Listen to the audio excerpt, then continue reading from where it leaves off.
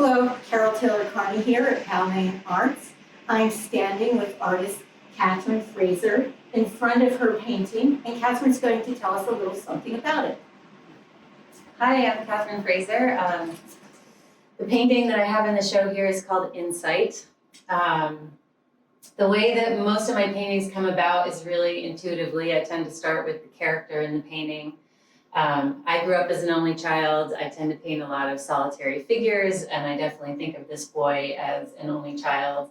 So I started with him. I put him in this rainy background, and then I think his expression sort of started to give me this idea of what other element would be in the painting, and then I painted these little cranes.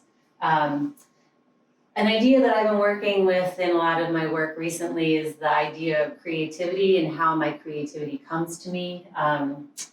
Sort of how I have the experience of my creativity being something that comes when I'm quiet, when I don't force it, that I sort of feel like I'm a conduit for it. So basically this painting is a metaphor for how I experience my creativity, that if I'm just quiet, it comes to me like this little gift, and then I can just capture it if I'm quiet and I let it come. So that's where the title Insight comes from. So in all your paintings, you're focusing on the character, not so much the narrative, but how do they integrate? Well, I'm very concerned with narrative. I just tend to start with the character first, because partly I think if I don't paint a face that's engaging, if I can't get that part right, then there's no point in even doing the rest of the painting. So I start with the face and the character, and then it just kind of tells me what it wants to be. I start to get ideas for what else is going to be in it. And sometimes I don't know right away. Sometimes I start with the character and it hangs on my studio wall for months before I know what other elements to bring in. And also, I'm super concerned with creating images that are open-ended. I really want people I want to bring in symbolic elements, but I want to do it in a way where there will be lots of different interpretations and people can really project their own story onto it. So sometimes it takes a while to get the right idea that will have the most potential sort of for the viewer. Well, I'm also looking at this, and the space that you've created is done in many different ways. We have the cranes that seem to be almost like snow or rain or something coming down on him.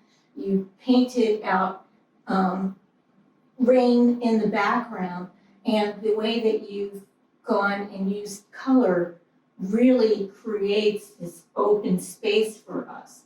Can you talk a little bit about what you think about or what you do in order to make the decisions to create space rather than just something flat? Well, I guess if I had to generalize about my work, I like to create a space that's a little bit ambiguous.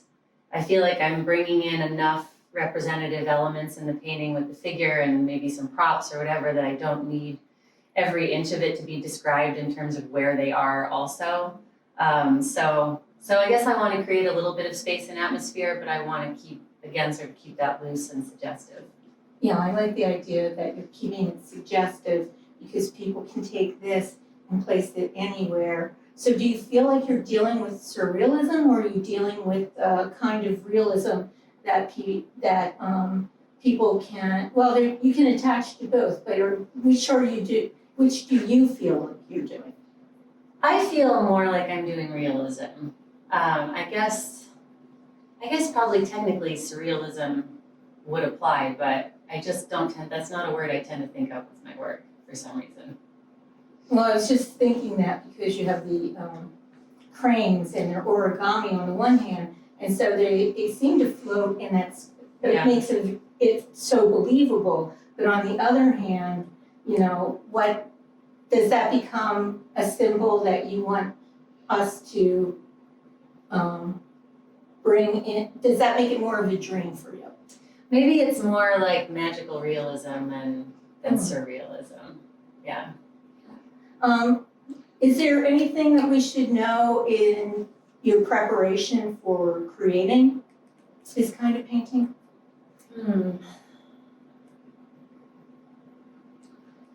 I don't think so. I think, I guess maybe another thing I could mention is that I tend to work on a whole body of work at once. So as I'm taking time to think about what's going to go into one painting, I have lots of others started, and they tend to sort of work in conversation with one another. But yeah, I think that's given a pretty good idea of how this came about. In this particular painting, because actually Catherine has two paintings in this show. In this particular painting, what do you want people to be drawn to, and what do you want them to notice the most? I want them to be drawn to just the mood of it, sort of the feeling of stillness and wonder, I think. You definitely give me this sense of wonder, and I just look at this and I'm like, she actually fold these things? You know? And the child's face and the wonderment in that, you know, I'm immediately drawn to that. Thank you. So thank you so much for sharing this with us. And we're so happy and proud to have Katherine as part of Powell Arts Jury Show.